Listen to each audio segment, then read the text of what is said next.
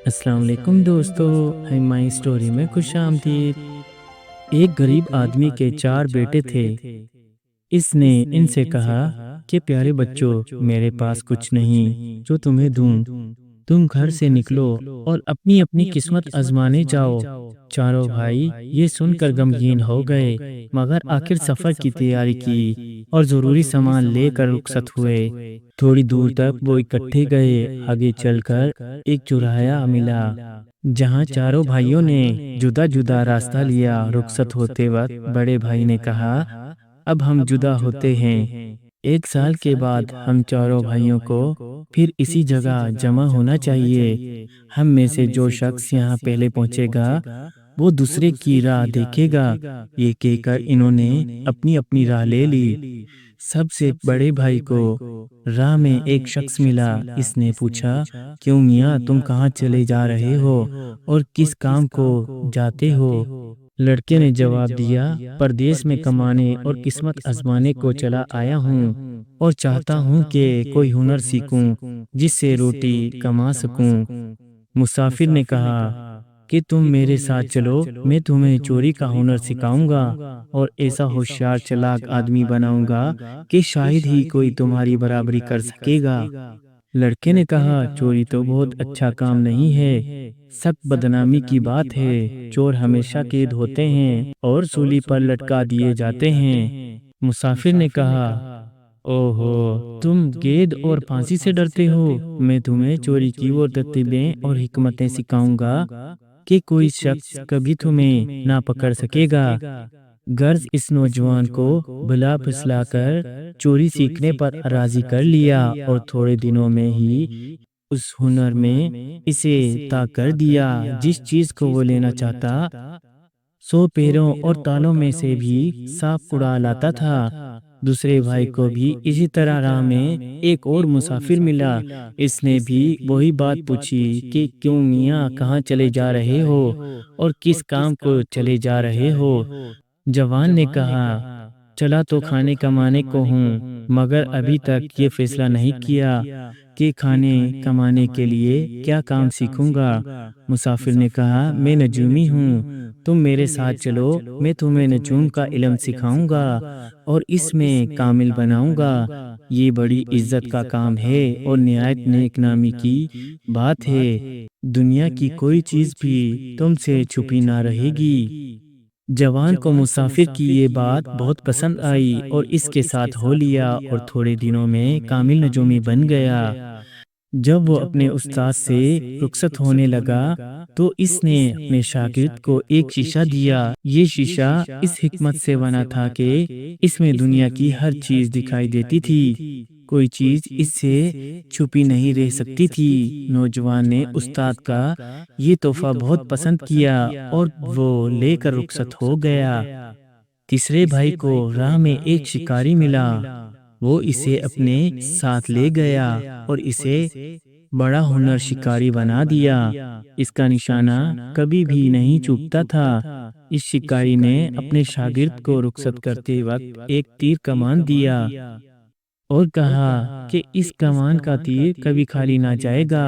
اور سب سے چھوٹے بھائی کو ایک درزی ملا اور اس نے اسے درزی کا کام سیکھنے کا کہا۔ لڑکے نے جواب دیا کہ صبح سے شام تک گھٹنے پہ گھٹنے رکھ کر بیٹھے رہنا اور ٹانگوں پہ ٹانگیں مارنا تو سخت مصیبت کا کام ہے، مجھ سے کبھی نہیں ہو سکے گا۔ درزی نے جواب دیا، میرے ہاں سلائی کا یہ دھن نہیں ہے، تم میرے ساتھ آؤ اور سیکھ کر دیکھو، میں کیسا آسان ڈھنگ بتاتا ہوں اور تمہیں کس خوبی سے کام سکھاتا ہوں۔ آخر نوجوان نے اس کا کہا منظور کر لیا اور اس کے ساتھ رہ کر درزی کا کام سیکھنے لگا۔ لڑکا بہت ہوشیار اور محنتی تھا، تھوڑے ہی دنوں میں کام سیکھ گیا اور استاد سے رخصت ہونے لگا۔ استاد نے چلتے وقت اسے اپنی نشانی ایک سوئی دی۔ اس سوئی میں یہ خوبی تھی کہ نرم سے نرم، سخت سے سخت چیز کو اس سے سی سکتے تھے اور ٹانکے ایسے مین ہوتے تھے کہ سوئی کیا مجال ہے کہ نظر آئے۔ پورے 1 سال بعد چاروں بھائی اسی چوراہے پر پھر ملے اور وہاں سے مل کر خوشی خوشی گھر کو روانہ ہوئے۔ گھر پہنچ کر باپ کو اپنا اپنا حال سنایا اور جو ہنر سیکھا تھا وہ بتایا۔ تھوڑے دنوں بعد تو ان کے باپ نے کہا کہ آج میں تمہارا امتحان لیتا ہوں۔ یہ کہہ کر اس نے سب سے اول اپنے نجومی بیٹے سے کہا کہ بیٹا دیکھو، اس درخت کی چوٹی پر وہ چیل کا گھونسلہ ہے، بھلا یہ بتاؤ کہ اس میں کتنے انڈے ہیں؟ نجومی نوجوان نے اپنا شیشہ نکالا اور اس میں دیکھ کر کہا کہ ابا جان، اس گھونسلے میں 5 انڈے ہیں۔ باپ نے اب سب سے بڑے بیٹے سے کہا کہ بیٹا، اب تم اپنا ہنر دکھاؤ۔ ان انڈوں کو چیل سینک رہی ہے، تم ایسی ترتیب سے انہیں اٹھا لاؤ کہ چیل کو خبر تک نہ ہو۔ لڑکا فوراً اوپر چڑھا اور اپنے ہنر سے انڈوں کو چیل کے پیٹ کے نیچے سے نکال لایا اور چیل کو خبر تک نہ ہوئی۔ اب باپ نے 5 انڈے ایسے ترتیب سے میز پر رکھے کہ ایک تیر سے ان کا نشانہ نہ ہو سکے اور کہا اب ایسا نشانہ لگا کر دکھاؤ کہ ایک وار میں پانچوں ایک ایک کر کے 2-2 ہو جائیں۔ شکاری جوان نے کمان اٹھا کر تیر چلایا اور جیسا باپ نے کہا ایک ایک میں سے 2-2 کر دکھایا۔ اب سب سے چھوٹے بیٹے کی باری آئی۔ باپ نے اس سے کہا کہ لو بیٹا، اب تم اپنا ہنر دکھاؤ اور ان کو پھر سی کر ثابت انڈے بنا دو۔ چھوٹے لڑکے نے اپنی سوئی نکالی اور ان 2-2 ٹکڑوں کو اس خوبی سے ملا کر سیا کہ سلائی کا نام و نشان نظر نہ آتا تھا۔ باپ نے اب پھر اپنے بڑے بیٹے سے کہا کہ جس طرح ان انڈوں کو تم گھونسلے میں سے لائے تھے، اس طرح ان کو دوبارہ چیل کے نیچے رکھاؤ۔ بیٹا انڈے لے کر فوراً درخت پر چڑھ گیا اور جس طرح باپ نے کہا تھا اسی طرح انڈوں کو چیل کے نیچے جا کر رکھایا اور چیل کو خبر تک نہ ہوئی۔ وہ اسی طرح بیٹھی ہوئی انہیں سینکتی رہی۔ تھوڑے دنوں بعد انڈے تڑکنے اور ان میں سے چوں چوں کرتے صحیح سلامت بچے نکلے، البتہ ان کی گردن میں جہاں سلائی کی گئی تھی ایک لال سی دھاری تھی۔ باپ چاروں بیٹوں کے ہنر کا امتحان لے کر بہت خوش ہوا اور بولا بیٹو شاباش، تم نے اپنا وقت فضول نہیں کھویا۔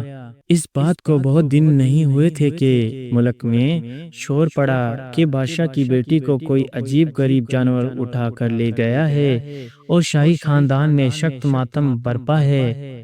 بادشاہ نے یہ اشتہار دیا کہ جو شخص شہزادی کو اس جانور سے زندہ چھڑا لائے گا، اس کی شادی اسی سے کر دی جائے گی۔ جب چاروں بھائیوں نے یہ خبر سنی تو انہوں نے کہا کہ ہمیں اس کام میں ضرور کوشش کرنی چاہیے، اس سے ملک میں ہماری بہت نیک نامی ہوگی اور بادشاہ ہماری بہت عزت کرے گا، جس سے آگے کو ہمیں سینکڑوں فائدے حاصل ہو سکتے ہیں۔ نجومی بھائی نے کہا کہ اس میں سب سے پہلے میرا کام ہے، مجھے پتہ لگانا چاہیے کہ وہ شہزادی کہاں ہے۔ یہ کہہ کر اس نے اپنا شیشہ نکالا اور اس میں دھیان سے نظر دوڑائی تو کیا دیکھتا ہے کہ وہ شہزادی سمندر میں ایک چٹان پر بیٹھی ہے۔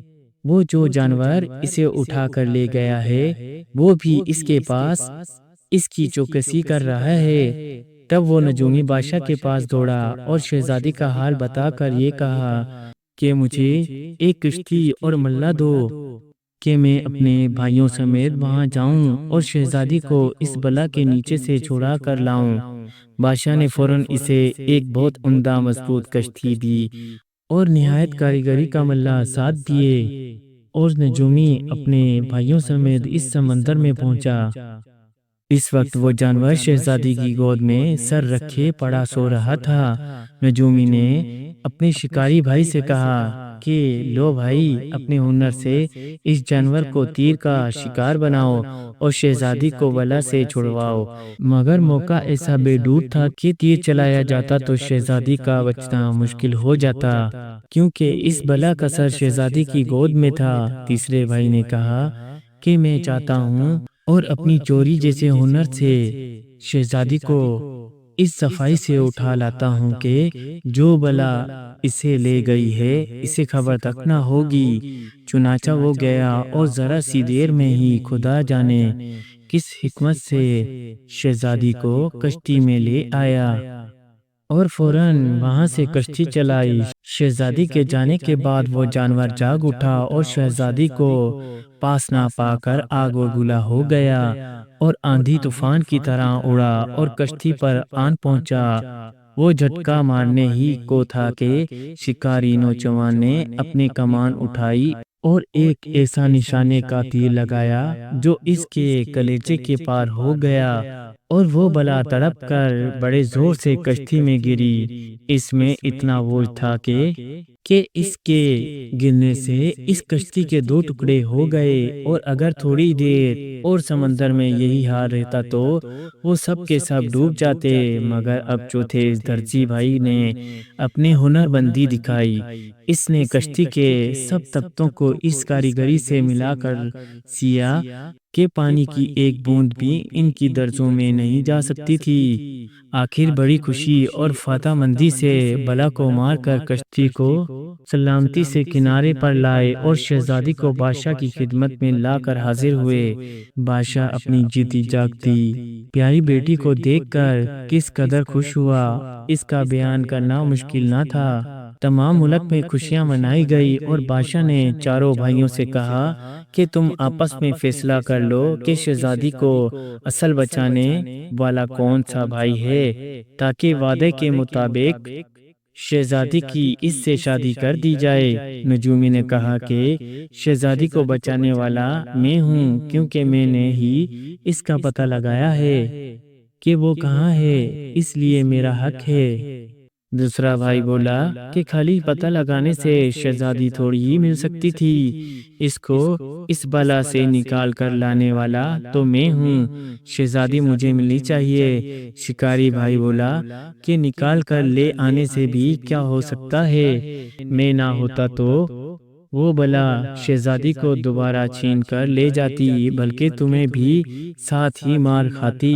میں نے اس بلا کو جان سے مار کر شہزادی کو بچایا ہے، اس لیے وہ میرے سوا کسی کو نہیں ملنی چاہیے۔ درزی بھائی بولا کہ تم نے بے شک بلا کو مارا ہے اور شہزادی کو بچایا ہے، مگر بلا کے گرنے سے کشتی ٹوٹ گئی تھی اور میں اس کے تختے نہ سیتا تو شہزادی کس طرح آتی۔ شہزادی میرے سوا کسی کا بھی حق نہیں ہے۔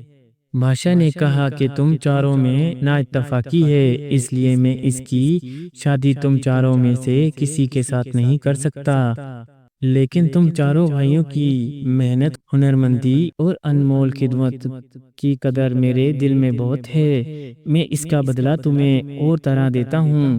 تب بادشاہ نے اپنی آدھی بادشاہت ان چاروں بھائیوں میں برابر بانٹ دی اور آپ اپنی پیاری بیٹی کو لے کر آدھی بادشاہت پر صبر کیا۔ پیارے بھائیوں، محنت بڑے کام کی چیز ہے، کون سا ہنر جو اس سے حاصل نہیں ہو سکتا۔ نا اتفاقی بہت بری چیز ہے، اگر چاروں بھائیوں میں پھوٹ نہ پڑتی تو وہ بادشاہ کے رشتہ دار بن کر کتنی بڑی عزت پاتے۔ مائی اسٹوری کو لائک اور سبسکرائب ضرور کیا کریں۔ شکریہ۔